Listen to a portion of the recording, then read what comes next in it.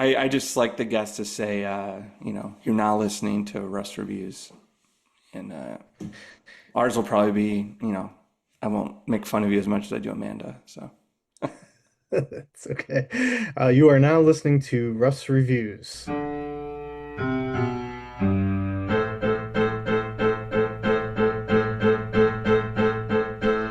right, hello everyone. Welcome back to Rust Reviews. I am the aforementioned Russ, and today I have, for the first time ever, a relative, my cousin, John. I used to call him John John. Do you want to say your last name? Yeah, I go with the traditional Dolce, but it's also many people still use Giuseppe Dulce. So Dolce. Um, yeah, so he's my cousin. Giovanni. Oh, Giovanni, that's right.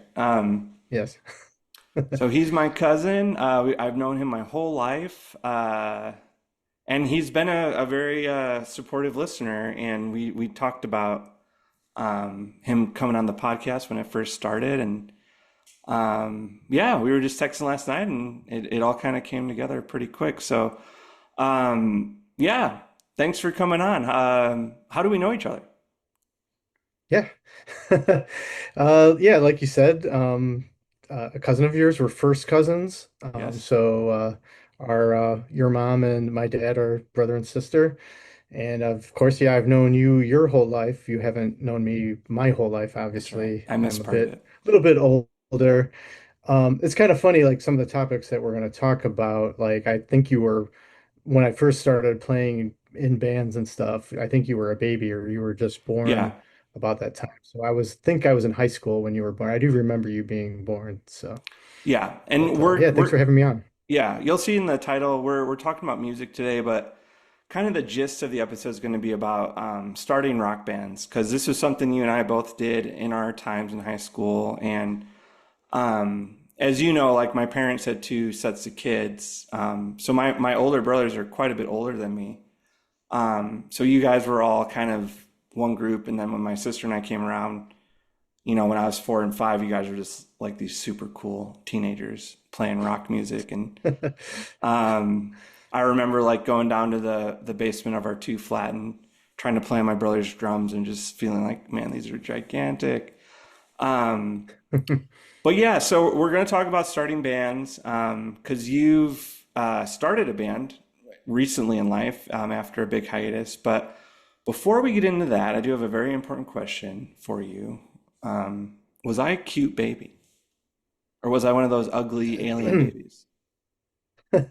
No, you were a very cute baby, and also very much like August. He's a almost very, you guys are very similar in your behaviors and mannerisms from what I Okay. remember. Was I Um, like you were a pretty high energy little kid, from what I remember. What's that? okay. Yeah, so you remember that I think it was your wedding, that video of me and Dustin like dancing crazy? Yes. Um Yes. we were just at a wedding last week and August was giving me flashbacks because he was going crazy on the dance floor. It was really funny. But um Yes, you were a dancer. yeah, yes, I guess I still am somewhere deep within, but yeah, it's funny. I I don't remember a ton, and whenever I ask my mom, she's like, I don't remember either. So it's good to hear I was a high energy kid. Yeah. Was I funny? Could I crack jokes? When did I start cracking jokes? Um, I don't know if funny. I don't know if I remember you cracking jokes. Even like you're just like a pleasant kid to be around. To Okay, be honest, I don't remember like yeah, being, too like a bad kid or having to be the center of attention or anything. yeah, yeah. Well, yeah, being the youngest of four, I kind of had to find my lane. So, all right, but as you know, like with cousins, you kind of see each other at parties a lot. And I experienced this with your kids where like one Christmas they were kids and then the next Christmas they're teenagers, right? And you're just like, oh my gosh, Yes. what happened? Um, was I a cool teenager or was I one of the annoying ones? Because it kind of goes I back I and feel forth. I feel like you were.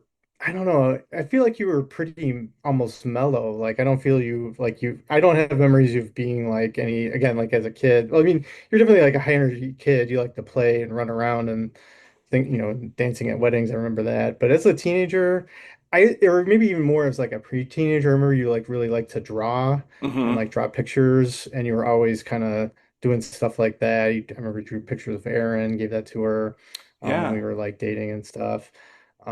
So that's what I mostly remember. I remember also like coming over to your house one time and trying to help you get online on the computer. I don't know if you remember this, but like your mom had gotten like some like old computer or something and had like an Uh-huh. old modem, and we were trying to get that, and it was like a struggle. I don't know if you No, recall I that, but definitely remember that. Yeah. No, those were the days. Yeah, um getting that first computer online. It's crazy how yeah, like you just take that stuff for granted now. How easy I it is. know, right? Um, well, no, that's actually a good segue. So, we'll get into your history with music a little bit, but kind of where our stories Sure. overlap.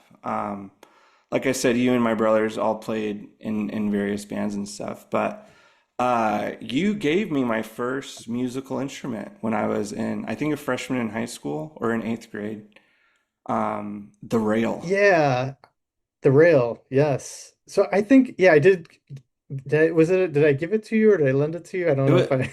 it was during Christmas, so it was ambiguous, I but guess maybe it was. I did give it to you. I think Well, it thanks was an for lending it back. Or indefinite loan, as I recall. But okay. Um, but yeah, I do remember that, and that was probably about the time when I think I kind of was started that you mentioned that hiatus where I was just kind of like I'm like not doing this anymore for a while and just like kind of wanted to unload all my gear. So I give you that. I think I gave you some other stuff too, like my four an track and an I amp. don't know other things over the You gave me a bass an amp to go amp. with it. Yeah, But yeah. I think some like guitar worlds, possibly some like old guitar worlds with like Okay, I remember tabs. that.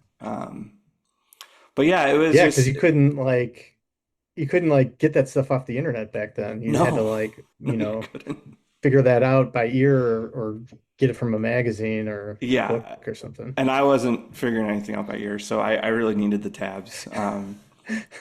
But yeah, no, it was cool because like I don't even know how you found out about it, but like my friend and I we would like record home movies of ourselves, like doing lip syncs to like Metallica songs and stuff. Oh, okay. And we really wanted to start a band, but we were both kind of broke and didn't have money for instruments. And then it must have gotten back to you or something. And then you showed up with this. This bass was crazy. It had no head, headless bass, no body pretty much. It was just like I'll link a picture to it, but it was called the Rail, right?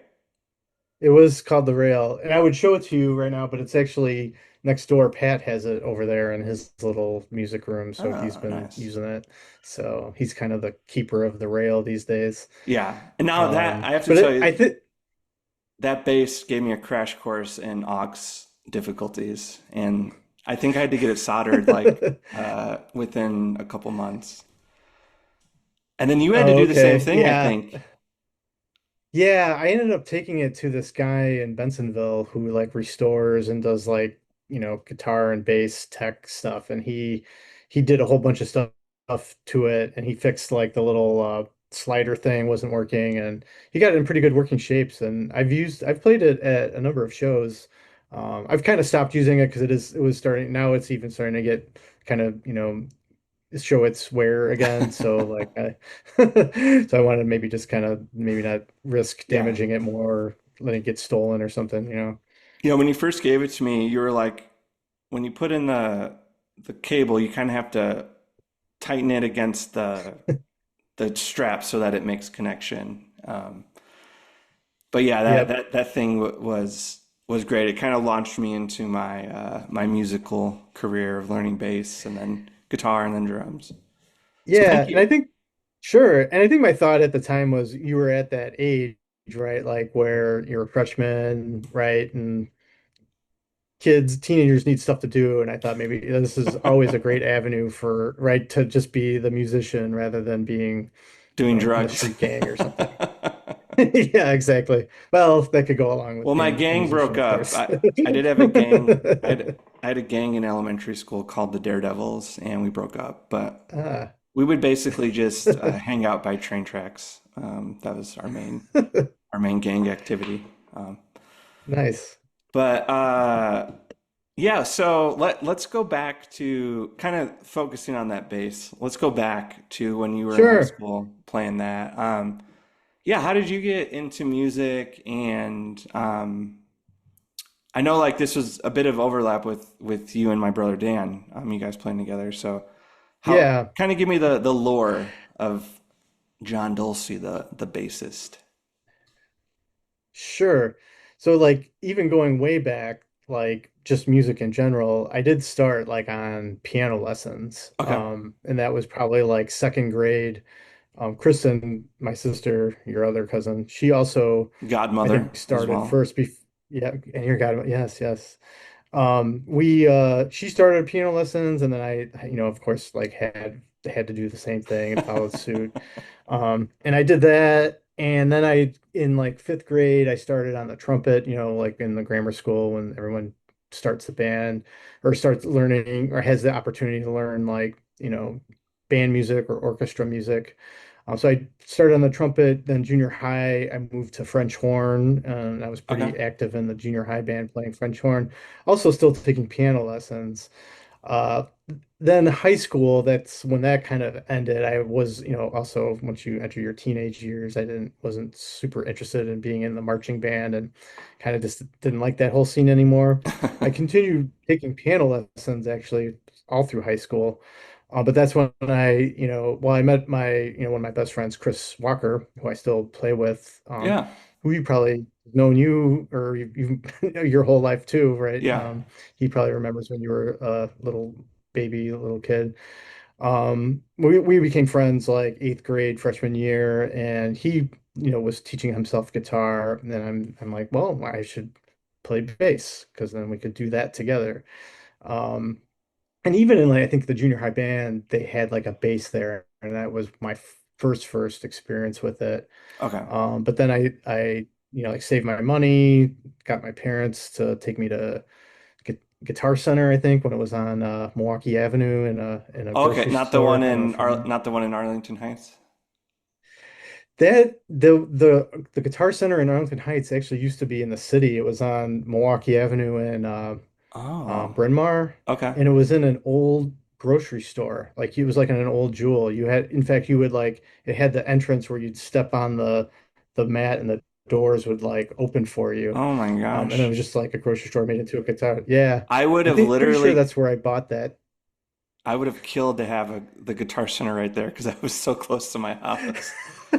Yeah, I would right. have Yeah, very to, close. I would, getting to Guitar Center was such a negotiation between my friends with cars and just like my buddy Tim, him and I, like whenever we were bored, I'd be like, please, can we drive to Arlington Heights? And, then we'd have to figure out gas money and timing and all that stuff. But that's crazy. I had no idea. Yeah.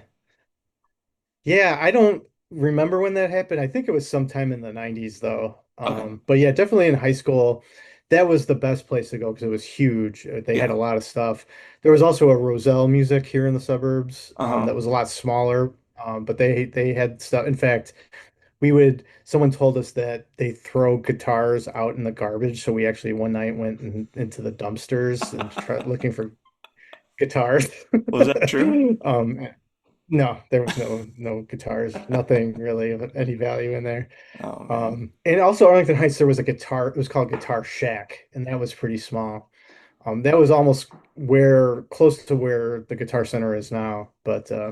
Okay. But yeah, so I'm pretty sure I bought my first bass. It was a Washburn at that Guitar Center.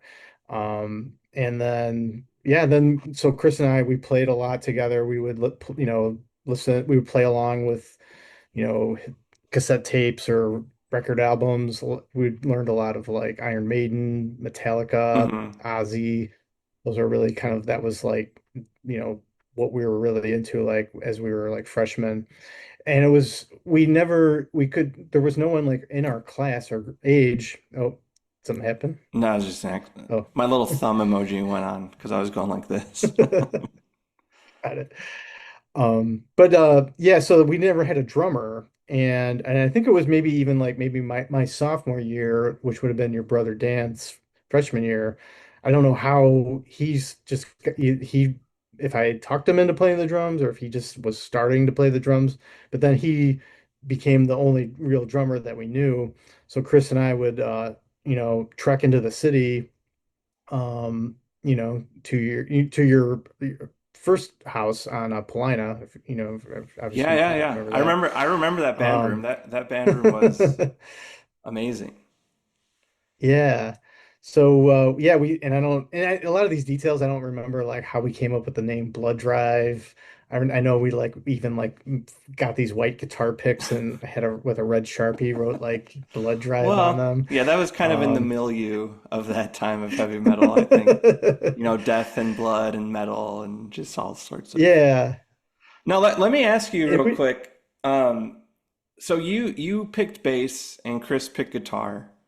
Was that an Mhm. awkward negotiation at all? Because I remember very distinctly when me and my friend La started Plinko in high school, we both played bass, right?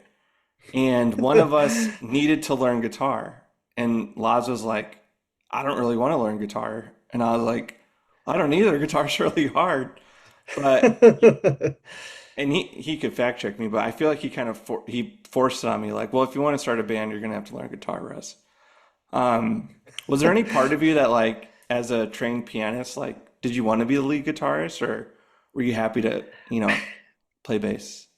Yeah, I think from the start I was happy to take kind of that backseat role on the bass. I mean, I did actually, even at the time, learn the guitar. Like I did eventually buy as I got more deeper into it, I did buy a guitar, a PV. Actually, I still have it. It's actually sitting right over there. Oh, nice. Um, and yeah, I would play the guitar mostly. I don't even know why, just to to have fun with it. But when I was like in the all the bands I was in, I don't know. I always thought maybe it was like almost the kind of thing like like no for I feel like my generation at least like nobody wanted to play the bass. Everyone wanted to be like play the guitar or the drums, right?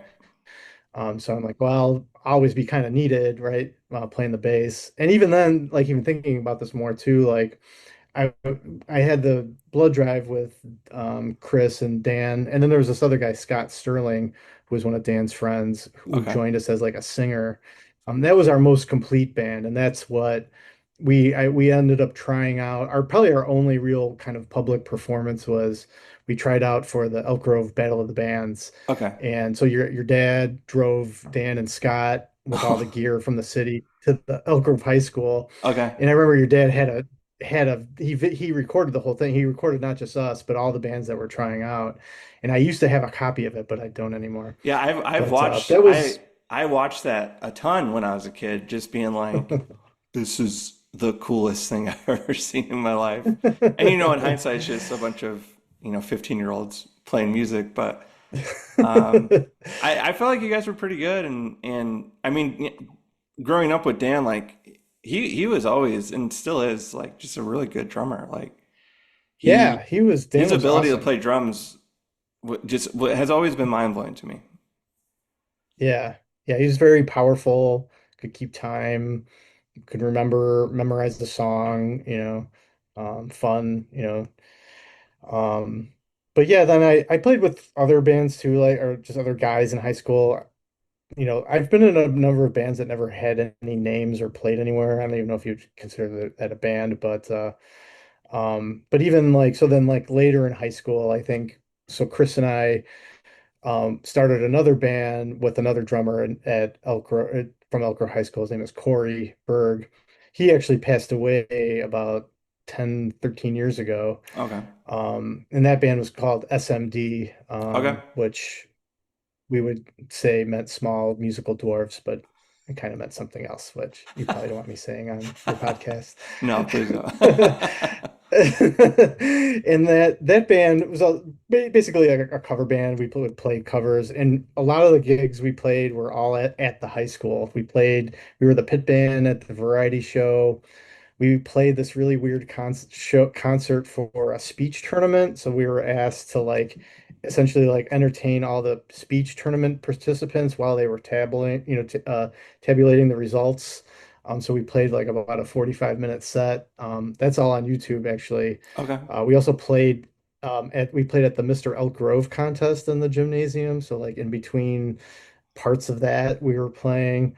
We didn't have a singer, so it's mostly like instrumental covers. It's kind of weird. But I'll share you the link. You could put it in the link notes if Yes, you're no, so that'd be interested. awesome. You can see Um, what I knew him as John back in the day, and, on and and YouTube. that's and and that's when I got the rail too. Was probably like I remember pretty specifically. It was between like my junior and senior year in high school. There was this one guy I went to high school with who had summer school that year, and he was taking summer school geometry, and he didn't want to do any of the work, so he essentially paid me with the rail. Like I would do his all his math homework because I had taken the class, but I would like do assignments and I would stick them in the bushes outside of my house, and he would pick them up at night. And then when he was done with summer school, he gave me that rail. Oh, sick. So that was the genesis of that. Yeah. Um, That guitar, did you ever experience this when you had to snip the strings in the back? I would scratch my yeah. fingers on those things all the time. And like the bag got all ripped up from them. Like, Yes. man, It still is. it's But a yeah. bit of a dangerous instrument. But yeah, I learned so much about like how to string a bass, how to, where different placements of the pickup would affect the sound, like tone, volume. But then even with like having to get it soldered and stuff like that was just, it was a great guitar to learn, not just about like bass music, but just about instruments in general. Because as you know, like if you want to start a band, like you have to be okay with instrument maintenance because you're not going to get a roadie Yes. anytime soon. So a lot of that stuff you're going to have to be doing yourself or finding a cheap place to do it. But clear this up for me Exactly. because I swear I have a memory of you being in my other brother Lorenzo, his band Lars and Company. They had a song, Lars and Company, walking down the street in their bare feet.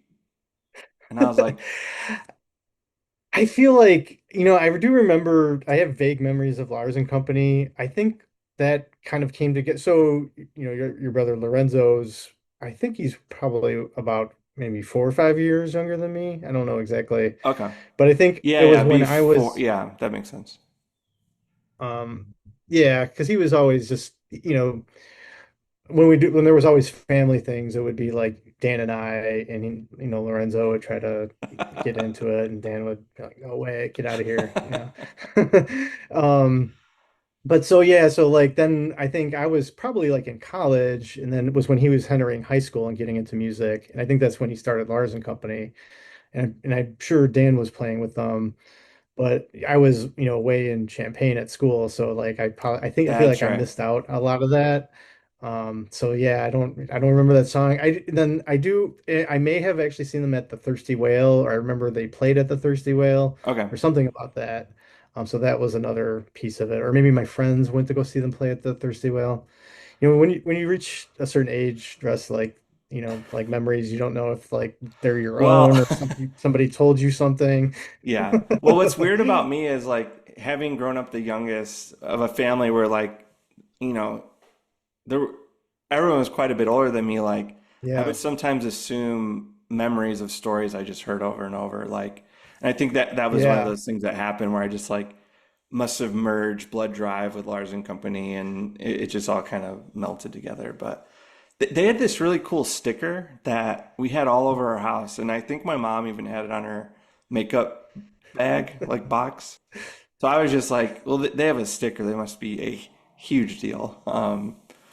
But Yeah. yeah, we'll have to do an episode about U of I sometimes because we both are proud alumni. But Yeah, for Yeah, me, I would love to do that. I started a band, I think inspired by Blood Drive and Lars and Company, just like it almost seemed like freshman year, that's what you're supposed to do. You know, you're supposed to start a band and I really wanted to become like I loved Nirvana, Green Day, Smashing Pumpkins. Those are kind of my big three, and I was like, I want to be famous. You know, that was why I wanted to get into it. Um, our band name was Plinko, and it was me, my friend Laz, and this guy Ricky, who also actually passed away Oh, over a sorry. decade Yeah, ago. that was he the drummer? The drummer, yeah. Yeah, it's like Spinal Tap. No, no, it's spooky. But that was we played several shows around the city, you know, church basements, cafes. Our first show was in Laz's dad's. He had a Cuban restaurant. Oh, Um, nice. and I didn't know any of this. yeah, I forget what. Uh, I think what happened. I think the reason you gave me the bass is because you had a lot of kids, and I think you were just like, I need to simplify life right now. Yeah, Because that would have been I like in the knew. throw of toddlerdom, right? Yes, yes. Like I knew at once I had kids, little kids. I mean you're kind of in it now, right? Like it was not in the cards to be like going out to practice and playing shows on the weekends, right? And Hmm. just I just didn't see that as something that was going to happen. Yeah, Hey, just curious, like so was that named after like the Price is Right game? Like where it you was. used to Yeah, drop the thing and it yeah, yeah. That was like my nice. favorite, you know, stay home sick show, and that was my favorite game on the show. So I just suggested it to Laz, and he's like, "Yeah, that's awesome. Let's do it." Um, but yeah, you know, I always like the one where the yodeler. Yole, yole, yole. Yeah, no, that one's awesome. Have you watched it recently? Have you watched Price is Right recently? Um, with like Drew Carey, Yeah, I've seen some. it's Yeah, not a not ton of it. bad. It's just not the same thing. It's not bad though. Really? I've been pleasantly surprised. I had a little run where I was watching it quite a bit, and it was okay. Actually, there was I discovered on the Roku channel, like just the free Roku I channel. There's yeah, a Price is I Right ch know. channel on there, Yep. and I got sucked into like watching like a whole bunch from like 1983. Oh my And gosh. I was really take the thing that really kind of like I was taken aback by was like at least at that time period how like cranky he was, Bob Barker. Like he seemed like he was really not into it. Like he was like kind of going through the motions, like What happened to my kind of life? just seemed and I yeah. And then I think at some point he must have just like embraced it and then became Yeah, more like the the personality. But we're that's kind of too getting off funny. topic, I think. Yeah, those channels are But nuts. Plinko, a good name. There's a Turtles one with old Ninja Turtle cartoons, and then Okay. Portlandia. There's a Portlandia channel that I love. Just plays every Portlandia episode Wow. kind of in a loop. These things are crazy. I wanted to do an episode on them, but it felt too niche. But yeah, so Plinko, we were really devoted to the idea of being like successful, and we recorded. My buddy's dad had like all the equipment to record like on a 4 track. We made a CD, which I don't Okay. have a copy of, which is drives me crazy. Oh, But these were like, so you yeah, wrote your own music then, yeah, and it right? was Or all were you like, playing? Oh, that's awesome. yeah, not to get too serious, but a lot of it was just like processing my parents' divorce, stuff like that. Just, you know, me and Laz, Well, we grew up in the like alt new metal, like Papa Roach, Blink-182, like Limp Bizkit. That was kind of the milieu of right. just like our parents stink and we're gonna scream about it. Um, and then, you know, Kurt Cobain was kind Interesting. of over every, you know, kind of that mythic phantom kind of over everything. But um, yeah, I think oh, I totally forgot to start a timer. I did this again. Oh, dang. Anyway, it'll be fine. Um, I wanted to ask you, like, because I'm trying to remember myself, but like, what happened to you guys? Like, why did you stop playing, I guess? And did you ever have a moment where you were like, oh, I'm probably not going to be a famous rock star. This sucks. Yeah, the weird thing is I feel like a lot of the bands I played in high school and even in college, I mean, and even just the fact that they were all basically like cover bands, like it was never the aspiration to like make a career out of it. It wasn't to like Okay. be a real rock star. It was more like to be, I think, more like the life of the party, right? Like Oh, playing okay. at parties and meeting girls and having fun, getting drunk, and that was kind of the more behind, because I don't know why I feel like this is something just, like even beyond music. I feel like back then for me, and even probably a lot of people of my generation, even like it felt like a lot of those things were just for some reason like unattainable, Hmm. I don't know why. Like it was like, oh, you can't, do that seriously for a living, which, going back, looking at it now, it's like, yeah, you totally could at least try, but yeah, I felt like, oh, it's like, oh, this is just something, it was more like to have fun, on the side, sort of thing. So I think, yeah, so it was never like that serious. So that's why, like, and even in college, it was mostly like bands that never even had names, right? And they were just guys we would play cover songs at parties and just Right. having a ton of fun. Yeah, and then for me, it just kind of stopped when, then after I graduated, I met Aaron and got married, had kids, and just that world just kind of Started faded giving away a bit. your stuff away to relatives. Exactly. Um, yeah, no, I think I'm not totally sure why, but maybe it's just like that second generation thing of just like for me, it felt like if I wasn't able to do it professionally, like I wasn't gonna my mom or something wouldn't respect it as a hobby or something like that. Like it needed some, Right. and I don't know if you've noticed this with millennials, but like we're sometimes obsessed with monetization. Like it needs to generate income for it to be worthwhile. Um, Right. but yeah, I just had a very vivid moment of like, I think the thing I struggle with was that we could never get honest feedback. And I think I just had to realize on my own that I wasn't a very good singer and our songs were just kind of like mediocre. And eventually the band just kind of, we never really even broke up. It just kind of fizzled apart, I Just think. yeah, I think that's kind of what happens. Did you do you any like VHS or any camcorder is there any documentation of Yeah, any of it's this? it's out there. It would be somewhere in my mom's house, I would guess. Ah, I know there was definitely yeah, we gotta find this stuff. Mom, if you're listening, yeah, exactly. can you find Plinko and Yeah, Blood Drive, please, Mom, please? I got the whole VHS to digital pipeline going here in my office, Yeah, so he's got a whole system. if you So find that stuff, I'll convert it. what I really But want is yeah, the it's uh, interesting. the uh, Plinko CD. I would kill if Yeah, someone because someone had that. what I would do if you had that, Rip it. obviously rip it and then put it on Spotify. You can put it on, create a DistroKid account and just put it on all the platforms and date Yeah. it, 1996 or whenever you came out, and see Rust if reviews people find it. Plinko. I'd have to change the name though to like PLYNKO to avoid copyright. Well, have you Googled so I did this with like SMD, like there are other SMD bands out there. Are there other Plinko bands? Have you ever I don't Googled know. that? We knew it was going to be an issue. When we got famous, we were just ready for the litigation, and we were just gonna make a case Man, you had that it all mapped out.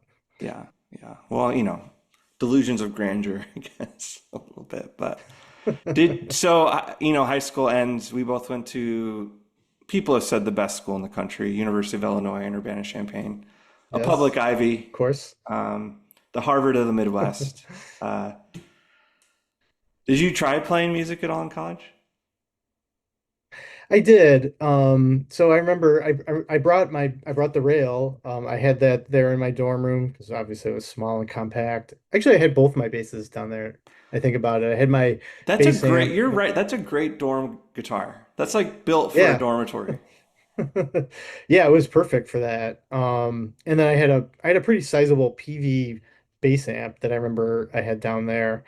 And I met a guy, his name was Chris. Another guitarist named Chris that lived in the hall across me. I lived in the six-pack dorms. I lived in Forbes, which doesn't exist anymore. That was Yeah.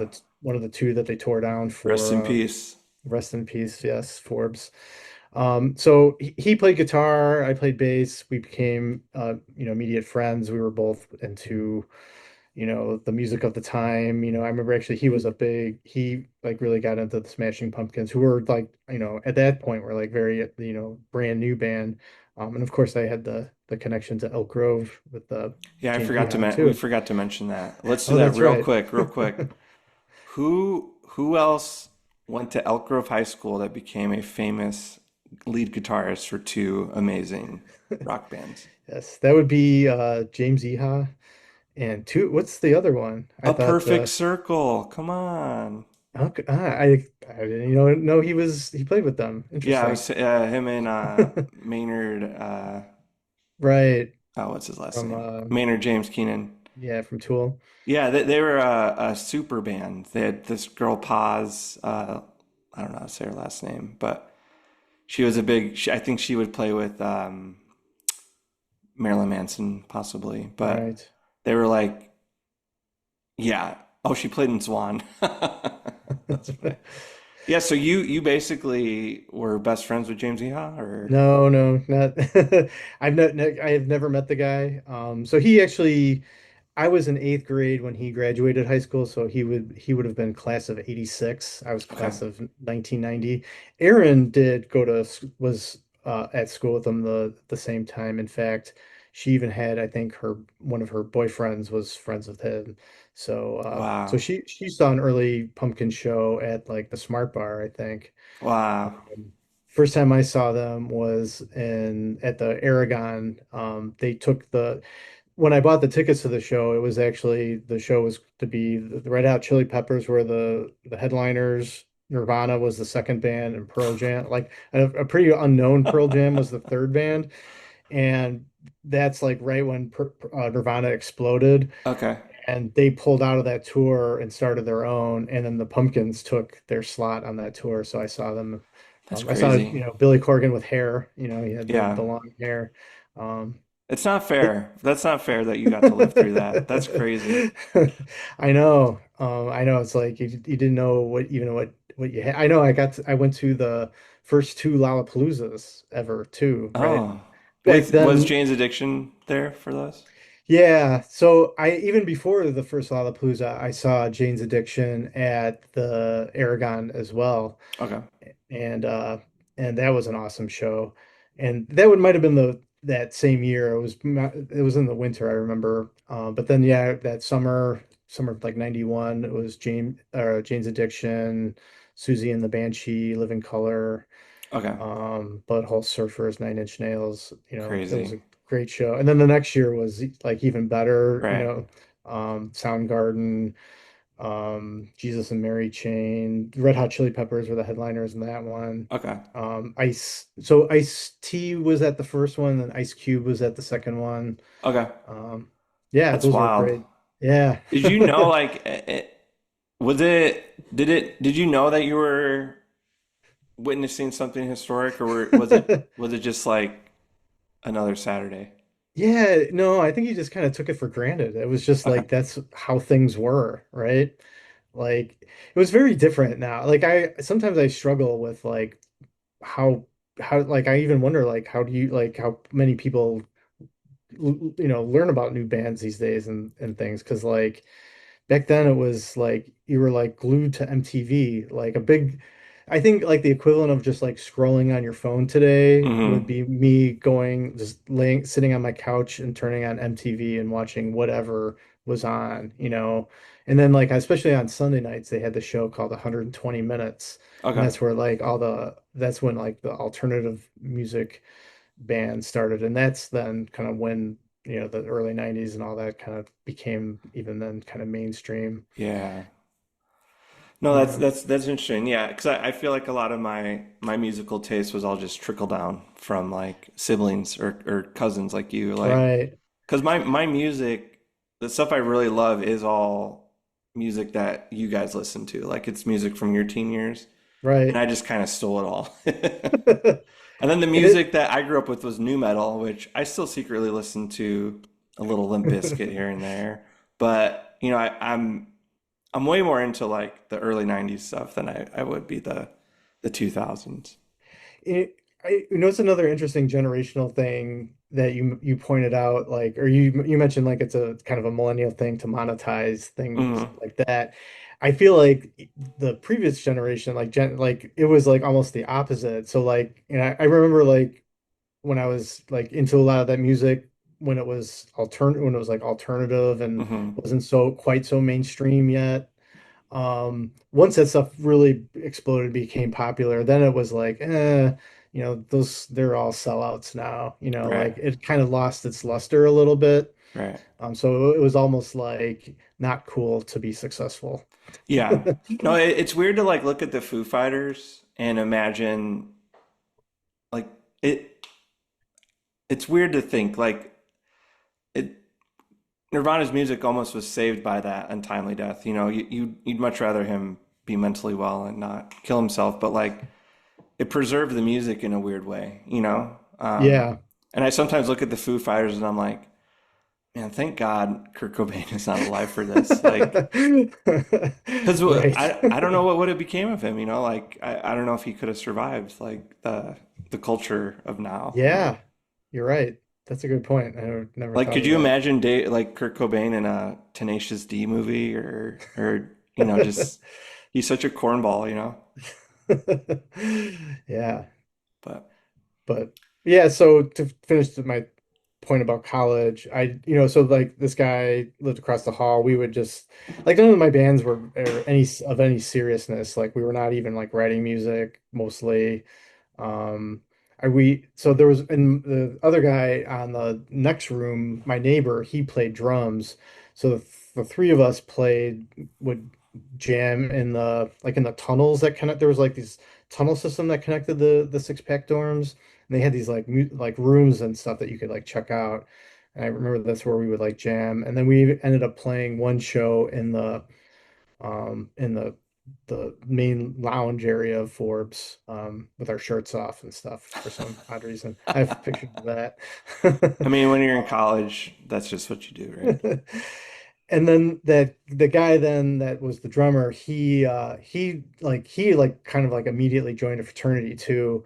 And then he like moved out of the dorm like the second half of that year.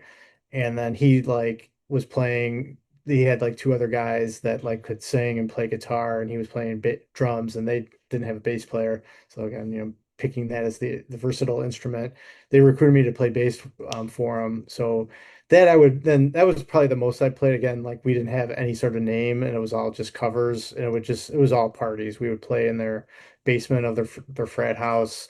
We would go to other just like random houses and just play shows and stuff, and Okay. people throw Yeah. beer at us and Would you guys do house parties? yeah, we did some house parties, like jam in like the living room of some of those like decrepit, a lot of those houses don't exist anymore. Like, when you drive up and down like First Street, Second, like there used to be like really old, or like Healy, I remember it was full of like all these really falling apart houses. Yeah. And we would play, yeah, parties in there, and people selling cups, for the keg. Yeah. Um, No, those there's still houses like that in Urbana. There's this band, American Football, that like okay. one of their covers is a very iconic house on High Street, and Ah, you can still drive past it and see it. It's kind of you ever heard of Midwest emo? yeah, yeah. They're big in the Midwest emo scene. So, Got it. but yeah. So after Plinko broke up, I got roped into like a jazz fusion band. If you Oh, ever heard of nice. Bad Plus, we were ripping them off, but we were called Marmaduke, and I played drums in that band actually. So I learned how to play drums, and that became my favorite instrument out of the three. So, Nice. but that band, we I forget how, but we like submitted our music to this contest, and we won like free studio time, and then ended up on like a compilation CD of like up and coming Champagne bands. And it was one of the studios I think a lot of the polyvinyl people might have recorded in, but um, what I found was that long distance, it was like having a long distance relationship. Like I was in Champaign, the piano player and the saxophonist from Chicago. And eventually I was just like, guys, I don't have a car. Like I can't do it anymore. Um, and yeah, I just felt like logistics got in the way of, because that was the question I wanted to ask you, was like, why did we quit playing music? And I think for me, like, it was just logistical, and I needed to focus on like figuring out a career, so I could Yeah. pay my bills. So you really couldn't stay away from like the trademark band names, could you? Like Marmaduke, Plinko. Well, the internet wasn't what it was, We didn't have random name generators like Right. Childish Gambino got, but Got it. I didn't pick that Yeah. one. I didn't pick that one. So, Yeah, I mean for me too, it was like so like when I was in college too, I think as Chris Walker and I, like we kind of drifted apart a bit. He was back home in Elk Grove. I was away in Champaign. We didn't kind of stop playing together, and he was pretty much kind of like the anchor of a lot of the playing I did, and even like motivation. And I think that was part of it too. Like once I got married and I wasn't really hanging out with him anymore, it just kind of all, like you said, just kind of, you know fiddled away. There was just nothing to do. But now we're back. yeah, so that's kind of what one of the themes of this podcast a lot of times is like people shooting their shot and just trying stuff. Not the Les Mis episodes; those are just book club. But um, yeah, so I was curious to kind of talk about after your big hiatus, you started playing music again, and you're playing shows. You guys have like you're on Spotify. You have a bit of a following, like. A little Um, bit. yeah, so Yeah. just kind of from the vantage point of like if someone played music when they were younger and like fell off, like how did you get back into it, and kind of how would you encourage someone to start their own band in their golden years? Yeah. It was kind of like I kind of even recently remembered this and thought of this just when thinking about this podcast. Um It was so like now we fast forward to like the late 20 teens, right? So now at this point, I have kids. I still have, a young kid. I still have one in high school in the house, but at this point, my older ones are in college, kind of moved out, freeing up some of my time. And the one event that really kind of like had an impact and kind of set things in motion was, and this is another cousin story. So like we were invited to, cousin Martha, right? Yeah. Like not our first cousin, but second cousin. But her husband, he plays drums, Pete, Okay. and we were invited to his 50th birthday party, and it was at a bar in Naperville, and it was like a surprise party for him, and he like plays in like cover bands and stuff. And what they did for his surprise was his like band showed up at the bar ahead of time and set up all the equipment. So like when he showed up, everybody, it was a party, but then he like got to play his drums Oh, and play a show like on schedule. I thought that was totally cool. that's And then cool. and I remember just seeing him playing. I'm like, wow, it just kind of like hit me that I'm like remembering how fun that was, right? Right. Just playing song, and it was just playing cover music, cover band, cover songs. In fact, I think I remember him playing the Foo Fighters. Oh, and I should And I say I do love Foo Fighters. I wasn't trying to dunk on them. Just Dave Grohl's kind of a cheese ball. Yes, yeah, yeah, I hear you. But so that so when that happened, I even think I said to Aaron, I'm like, yeah, I want to do that again, and just kind of left it at that. And then in another kind of serendipitous fashion, not too long after that, like on Facebook, another guy that I played in some bands with in high school. So like my best friend was Chris Walker, and he we played the most. But I had another Walker friend. His name was Don Walker. We also played in like some other kind of like 80s bands. He was Hmm. more into like kind of like the hair metal bands and stuff, so it was never like my favorite stuff. But so he on Facebook just posted randomly one day that he's like anyone up for, you know, getting together to play some 80s metal songs, Oh, nothing cool. serious. And I'm like, yeah, I'm like, I'm interested.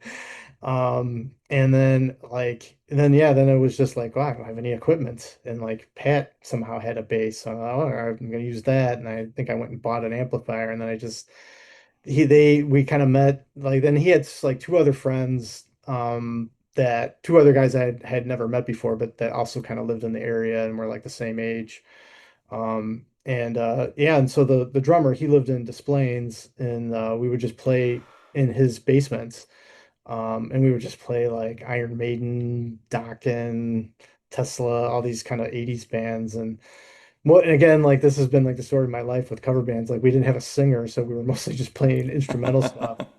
We finally did land a singer. A guy started singing with us. He was like formerly of a Zeppelin tribute band.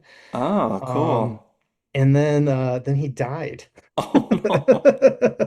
I shouldn't laugh, but yeah, he like and like yeah, we found out like during the practice, or like he didn't show up to practice, and the one guy caught a call from his Oh kid or man. something. He's like, yeah, he died.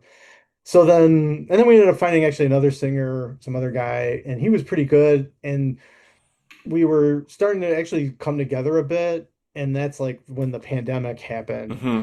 And we actually tried playing together using this software it was called like Jam Kazam or something. It was kind of built to like live stream stuff. And And I have like some recordings of it. mediate the delay, stuff like that. Yeah, Yeah. and it actually kind of worked out. It was kind of fun. There was no video or anything. It was all completely audio.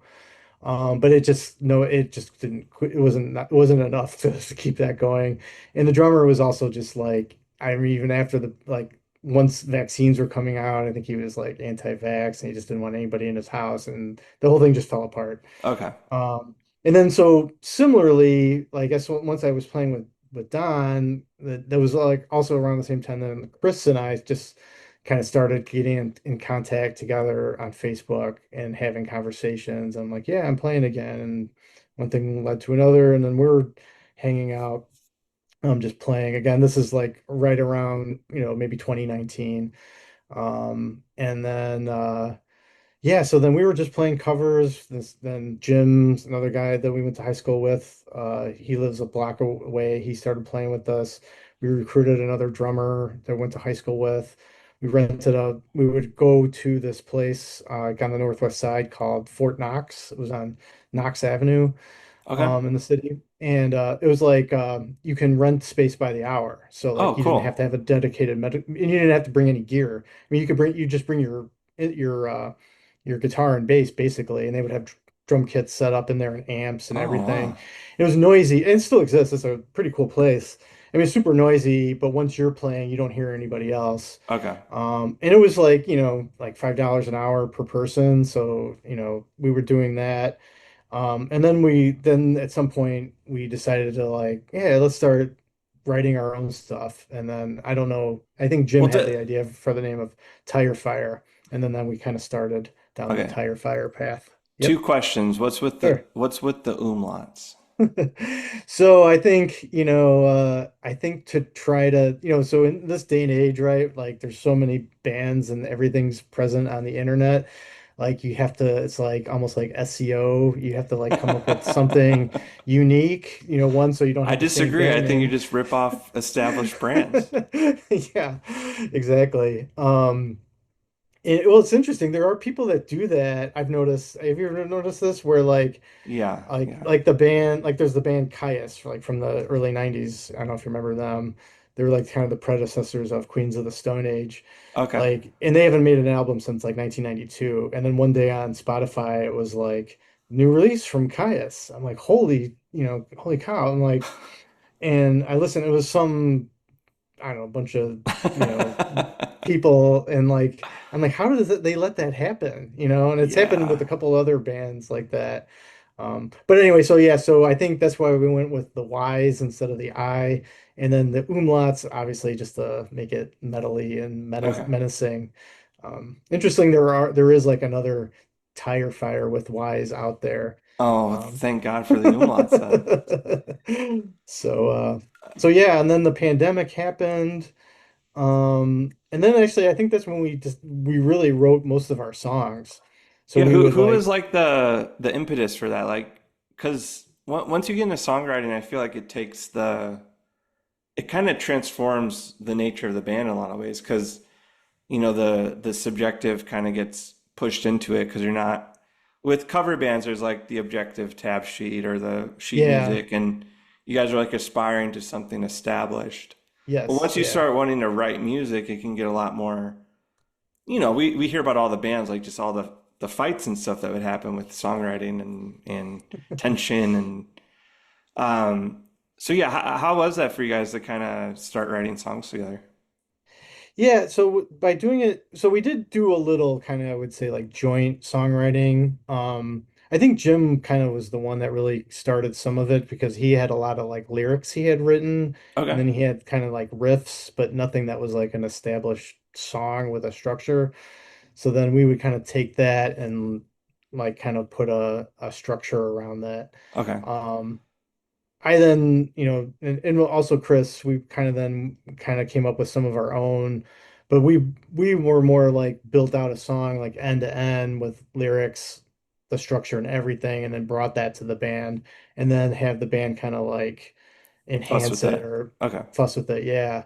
And I feel like that's most of our songs have been kind of like that because we don't practice enough, or it's not like we're like, in our 20s and practicing every day and have right. like hours just hanging out where you can just that stuff can come organically. Um, You're not on the so road in the bus. yeah, exactly. I'm sure like Jim would love to do that, but I know it's just like it's hard to find the time to, sometimes it's a struggle just to get, Yeah, out one night a week to practice even, right? yeah, Just with work and everything. yeah. Um, yeah, so then How yeah, go ahead. how did you guys land on the genre that you guys play? Because it's kind of like how would you describe it? Kind of not thrash per se, but aggressive punk or Yeah, I think so. I mean, I think some of the common bands, the bands that we were at least, I think, attempting to model, and even the ones that we were even covering were like the Chicago punk bands of like the late 80s, early 90s. So okay. like Naked Raygun, I'm wearing my Naked Raygun shirt right Oh, now, nice. even. I'm wearing Head my Chicago Boy. Pope shirt. Yeah, are they playing anytime soon? The Smoking Um, Popes. Yeah, yeah, like Smoking Popes, they would kind of similar. They're a little more melodic, I would say. Yeah, a little more Um, Kermit the Frogish. yeah. But I think that's what we were shooting for, but just with I think some of the sloppiness that we also maybe brought to it, it became a little more kind of messy, grungy, Yeah, aggressive, and I think garage. Jim's vocals too can be also more kind of like yelling more than singing too. So Right. that's kind of what our kind of shaped our sound. How was So it like when did you guys decide to start recording and playing shows? yeah, so then, the pandemic, we weren't during like the first, obviously year of the pandemic, we never played. Then the once the vaccines kind of started to come out, we started to feel more comfortable. Okay. We actually rented had a rental space in Avondale at this place called what was it called? The Music Factory. It was part of like the Alley complex. So this guy Mark Thomas, who owns the Alley, who's owned the Alley forever, he like owns it. He's moved the alley from its most known location, Clark and Belmont, to the Avondale neighborhood. And he's got like a small storage for the alley. He's got this music rent space where you can rent out little rooms. He's got an art space where you can rent out rooms to do art. And Okay. I think they make all the shirts and all the belt buckles and do all that in the building too. But anyway, so we had this room we were paying rent for, but not going to because of the pandemic. But Okay. once we could, we started playing, practicing, and then I don't know why we decided that we said like, well, we're not going to be able to, get people to book us for shows until we have really something To to share. record or to share. So then we got some studio time from this guy Lane, who's our current drummer now. He's kind of in the studio business, and he got us some time, and we recorded our first album. And then that I got it not right too long here. after that. Burning with Optimism's Flame, released Halloween 2022. Yep, exactly. And now it's kind of odd. It's been a struggle to like we have a bunch more songs now that we've written that are not on that album, Okay. and it's been a struggle to just like get the time to record it. Like I keep feeling like our next album is like I call it the Chinese Democracy, which was you know That's that a great reference. Guns N' right Roses. the album that was you're always waiting for that just never came out. I think they did it. Did it eventually come out? I'm Googling it right now. But that's what it It feels did, like yeah, it is did. 2008. so now we're Um, like 3 years since that one. And even we're a lot we sound a lot better than we do on that album. That album's pretty rough. Like if you go to one of our shows now. In fact, we got a one of the shows we did last year is we play a lot of our shows at this kind of series called Punk Rock Tacos. okay, Um, and which a lot of those are at like this Mexican restaurant in Villa Park. okay. And they recorded us from the board, and then someone there they actually even like did a mix of it and gave us the audio. Oh, wow. So we used some of that audio to release like some live singles also on Spotify just to kind of Okay, yeah, slow that burn and feed me, and then Patty Colombo and day yeah. drinking. So that's like that what was the other Guns N' Roses little EP, the Illusion? No, not Use Your Oh Illusion. That's the yeah, Lies, GNR Lies. That's kind of our GNR Lies, which is also live. Half of that album was live you music guys too. are the Guns N' Roses of Elk Grove. Yeah. Yeah, so we try to practice once a week, play out once a month, you know, Yeah, sometimes it's more, sometimes less. Spotify says you're on tour. Yeah. Do you want to tell people this might come out actually after your show, but Which one? Because we it, have like three coming up right now. okay, let's tell people what they are. So I'm seeing August 9th at the That's our Live Live Wire Wire. Lounge. Yeah. Yeah, that's our probably next biggest show. That's our at least it's a non-punk rock tacos one. That's yeah, Live Wire Lounge. It's actually a benefit for veterans or something. Oh, okay. But yeah, Livewire, it's like Milwaukee and Addison. So come on out. That'll be a good time. We're also playing on a week from Tuesday at for a like so the restaurants that the Mexican restaurant that does the punk rock tacos is struggling a bit. So they're doing these Taco Tuesday shows to Oh, try to nice. help bring business to them. Yeah. Okay. So we're doing one of those. We're supposed to play out in Rockton in September. Yeah, The Witch's Haven. the Witch's Haven, yes. Wait, what do you mean? Um, Maybe is it not confirmed? no, no, no. That's a go. But Okay, yeah, this will definitely be out in time for that one. So that's yeah, Saturday, September 6th, the yeah, camp out. yep. And yeah, and we're working on some other stuff for the fall. So look for that. Um, Oh, John, I we're gotta tell you, they didn't put your umlauts in the poster. which is ironic because our singer Jim does pretty much all the artwork for just our stuff and also for all the Punk Rock Tacos shows. So Okay. Well, it's his fault. thankfully your URL doesn't have umlauts. It's tyre-fyre.com. Yep. Um, so yeah, I think kind of to wrap up, I was just curious, like, what would you tell someone kind of in, you know, kids are starting to move out, they played music but kind of lost the flame. Like, how would you encourage someone to get back in the saddle with being in a band? Yeah, I would just say just jump in and do it. Start sharpening your skills again at whatever you're playing and look for people, network, reach out to old friends. When that metal band, we were like finding people on Craigslist to try out for as singers and stuff. There's all kinds of people. There's all kinds of Facebook groups of musicians looking to play or people looking to get together. So take advantage of those if you don't have anyone to play with. But it's definitely more fun to play music with other people because it becomes a social event. There's bonding. Yeah. It's just a lot of fun. It's Um, like a way cooler bowling league. yeah, yeah, exactly. And like they say that, like with your, as you get into these older years with mental decline and all these things like staying social and talking to people and doing things with people, and it also helps just get you out of your house, right? Like that's been Right, a problem, I think, for society in general is people don't go out like they used right. to. So it does kind of force you to do that.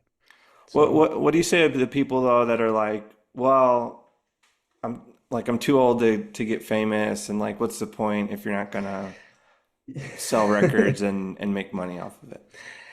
you know, my thought with that, and this is even like people will say like, "What's your goal with this?" And again, I don't think it's to be famous, but what I really want to do is I want to just be able to find people who would like the music, right, and want to Yeah, listen to it, and people that live in the area to come see us play, right?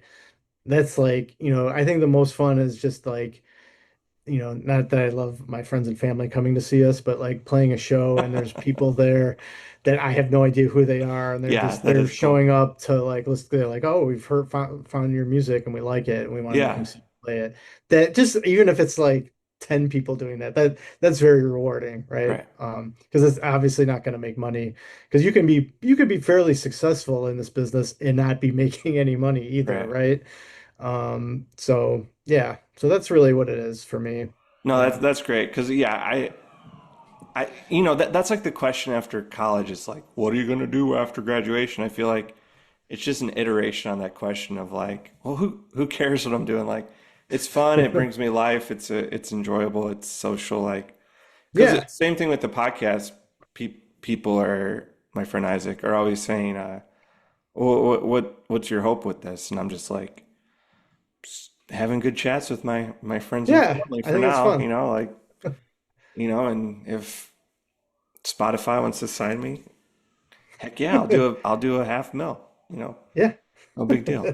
But yeah, I think a lot of times that's the first hurdle is just like don't worry about it having some financial end. Like Yeah, exactly. not everything needs to be a side hustle or a Yeah. viral sensation on YouTube that leads I to a mean brand like deal with better health. the little money that we make at any of these shows, like sometimes they'll give us like $50 or something. It just goes right to the sound guy or the bartender or Yeah, whoever, like we don't, it's just this is fun. yeah. Yeah. All right, so yeah, so just to promote your stuff, Yep. tire-fire.com, all the shows are there. And go to the music page and you'll find links to all the platforms, Oh, great. Spotify, YouTube Music, YouTube, Apple Music, Title. Wow. Tidal, all these. Yeah, so there's this DistroKid, right? They'll like put it on all these platforms at once. It's pretty nice. Oh, It's cool. pretty Can you quick. tell people what that is, just in case there's any aspiring Yeah, musicians?